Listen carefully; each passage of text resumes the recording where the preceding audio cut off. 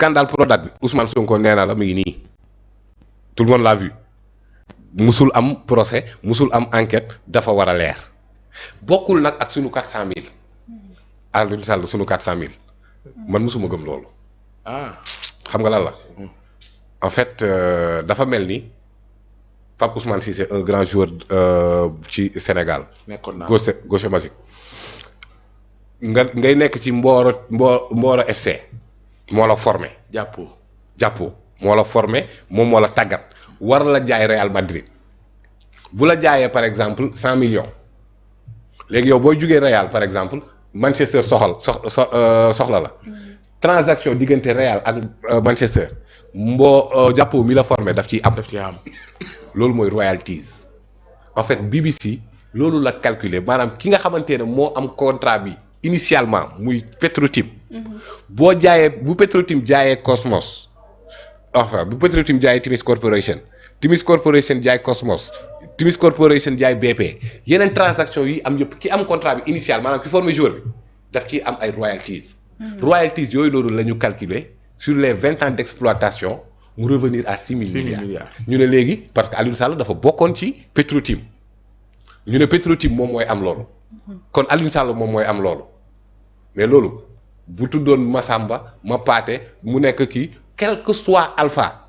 loolu ce n'est pas l'argent du contribuable sénégalais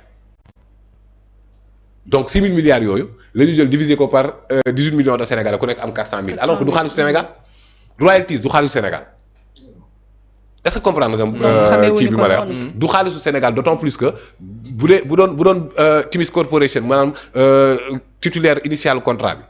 bu doon kooku Roumanie la jógee Turquie la jógee Islande la jógee quel que soit kooku royalties am day dellu si donc ce n'est pas l'argent du contribuable sénégalais lañ doon wax foofu noonu est-ce que comprendre nga fi ma bëgg a waxee. donc foofu li ñu war a laajte. ñun Sénégal mooy rapport IGE bi nga xamante ne. président Macky Sall moom moo diligenté IGE pour mu dem xool est-ce que Petro-Tim bi nga xamante ne Karim Wade am na ak moom contrat est-ce que Petro-Tim boobu moom balaa moo jël décret d'approbation est-ce que am na les capacités techniques est-ce que am na les capacités financières et à l'époque le ministre de rapport de présentation par Aly Ngouille Ndiaye qui nous dit que ne dafa juumoon Aly Ngouille en a parlé je pense que ci élection présidentielle dañ ko indi en erreur quelque chose du genre mais il avait présenté un rapport de présentation ci Petro Asia en disant que ni géant bu mag a mag la vraiment le rapport de présentation ku ñu ko joxoon da nga naan lii la léegi président Macky Sall mi dirigeanté woon IGE ñëw ne ko kii amul dara amul benn capacité il a pris un décret d'approbation man dama jàpp ne li tax moom mu waxoon IGE enquêtal ko ne ko bul laal baaxul malgré ça mu baax ci diggante bi rakk ji ci dugg xëy na moom moo. ba ci appel à témoin jamono jooju ba fii mun ñoo xam lan moo xew. rapport IGE bi génn. waaw nañ ko déclassifier kan ma ko war a déclassifier le président de la République. kese. moo ko nañ ko déclassifier rapport IGE bi am na ñu ko amoon à l'époque mais xam nga boo ko génnee ñu ne la recette de document administratif léegi nag président na ko déclassifier de 2012 à 2024 bépp rapport nañ ko déclassifier teg ko ci table bi Sénégalais yi xam daan moo ci nekk sax mu am suite parce que loolu moom mooy naka la ñuy yoree suñu réew dañ ko war a xam naka lañ yoree suñu réew de 2012 ak fi benn xeetu scandale bu nekk dégg nga ko fi te jàpp naa ne loolu yëpp dafa war a leer si maanaam bu ñu ko tegee ci table bi xam nañ ko pour man dans la reddition des comptes Macky Sall devrait être le premier à la barre mais comme que gars yi ngi jiixi jaaxa nañ génne loolu noonu yëpp teg sur la table parce que IGE daf ko wax lu leer ne ko bul jël décret d'approbation parce que Petro-Tim mii ñuy wax tojul fenn. Petro Asia tojul fenn léegi comme que tojul fenn nag Macky Sall mi yónni woon IGE ñëw na ko toj kii mënul. waaw lan moo motivé Macky Sall mu jël décret bi si c'est l'arrivée de son frère. lu ñu war a leeral. donc loolu lu ñu war a leeral la mais actuellement moom le moins que l'on puisse dire. c'est que dans le cadre de la gestion notamment dans les industries extractives mines yeeg yooyu ku nekk xam ne la transparence mi ngi fi am na loo xamante ni c'est une obligation légale maa ngi la koy wax léegi muy ITIE initiative pour la transparence dans les industries extractives mooy ay activistes lañu woon des lanceurs d'alerte yoo xamante ne dañ regroupé woon autour du slogan publish what you pay publier ce que vous payez initiative boobu bu ko réew adapté. mooy bépp contrat bu ñu teg. dañ koy naan fàng boo duggee ci site ITIE di nga fekk lépp ne fa fàng. ba tey jii nii li nga xamante ne ñoom ñoo seq kii bi parce que quand on parle de Maître Ngagne Demba Touré aussi il faut féliciter en même temps son ministre de tutelle. Le ministre Birame Souleye que ne actuellement li nga xamante ne ñu ngi koy am en terme de revenu ci renégociation mais li nga xamante ne mi ngi dem ci négociation yu bees c'est dans la plus grande transparence et avec les sauvegardes exclusif des intérêts du Sénégal. maanaam fañ doon toog conseil d'administration état du Sénégal toogu fa exonération fiscale gars yi di jël ay dessous de carte loolu dafa dakk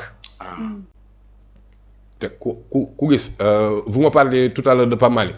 waaw na wax benn scandale du ko dégg. amul. y en a pas. ah si y en avait la presse est là Aliou Sow a son mandat c'est un mandataire lui ku gis scandale na ko ne fang. dans les industries extractives dans la gestion du pétrole et du gaz ak yëpp yoo xamante ne Sénégal am na ko en termes de mine est-ce que xam nga ne on est plus un pays minier qu'un pays agricole le Sénégal on est plus un pays minier qu'un pays agricole alors on dit toujours que c'est l'agriculture qui nous fait vivre oui mais parce que effectivement mais li fi nekk ci mine li fi nekk ci ay industries extractives alors que l'industrialisation tout le monde sait que c'est le moteur du développement moo mën a lijjanti l'emploi des jeunes moo mën a lijjanti la création de richesse moo mën a yokk le PIB moo mën a yokk taux de croissance on a large une table bien garnie li fi amoon en termes de déficit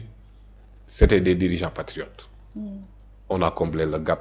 et on ira vers le développement inchallah suivant référentiel 2050 bi loo xamante ne carte sur table da ngay xam ne amul benn faille boo mën a kii léegi nag ñi nga xamante ne ñu ngi toog naan woy Ousmane Sonko dañoo bëgg a fisc ñii ay juuti lañ nangam dinañ fay. mais dañoo jógee ci état providence léegi ñu jëm ci état boo xam ne dañuy tuuti ñu am dañ koy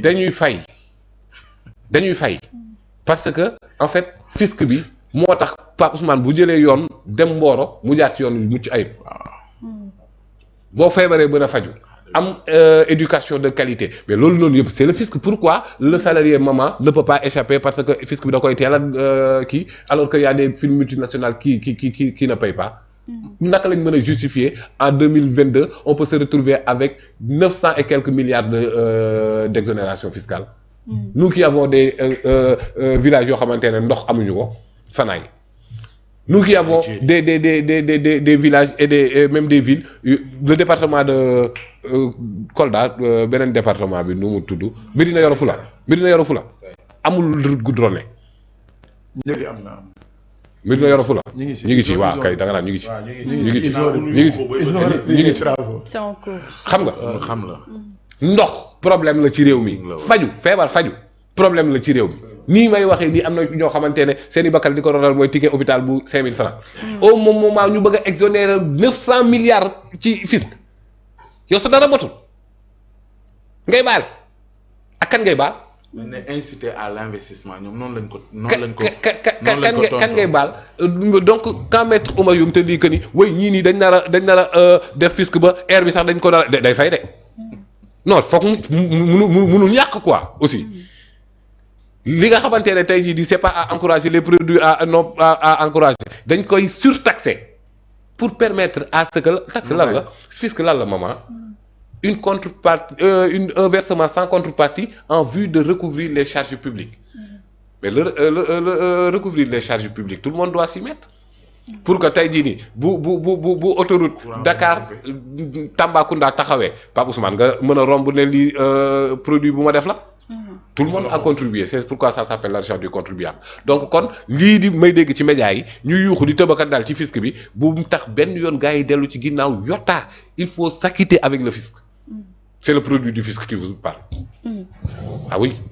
très bien oui Abass ban regard yow it nga am sur ces benn regard c'est la fin de la corruption au Sénégal benn regard corruption ak ñaroon sàcc di dundal seen poche mu fi jeex lii yëpp c'est les résultats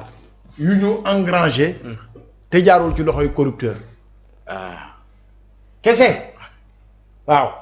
Pape Moussa wala